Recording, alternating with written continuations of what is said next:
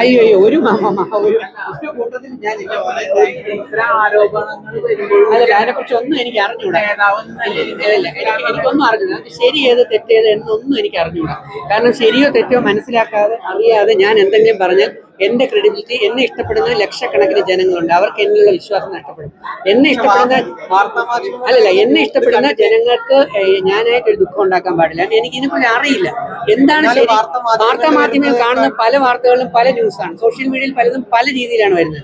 അതാണ് ഏറ്റവും വലിയ ഏറ്റവും വലിയ ദൗർഭാഗ്യം എന്ന് പറയുന്നത്. ഇപ്പൊ AI ഉള്ളതുകൊണ്ട്, AI ഉള്ളതുകൊണ്ട് സോഷ്യൽ മീഡിയയിൽ നമ്മൾ കണ്ടിട്ടില്ലേ, റീൽസിൽ പോലും പെണ്ണെന്ന് ധരിപ്പിക്കുന്ന രീതിയിൽ, ആണം ധരിപ്പിക്കുന്ന രീതിയിലാണ് റീൽസുകൾ ഇടുന്നത്. അപ്പം എന്താണ് ശരിയെന്ന് കണ്ടുപിടിക്കാൻ നമ്മുടെ മിടുക്കരായ പോലീസ് ഓഫീസേഴ്സ് ഉണ്ട്, നമ്മുടെ നീതി ബോർഡ് ഉണ്ട്.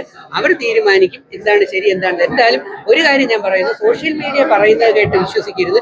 എന്താണ് ശരി എന്താണ് തെറ്റ്. കാരണം ആരും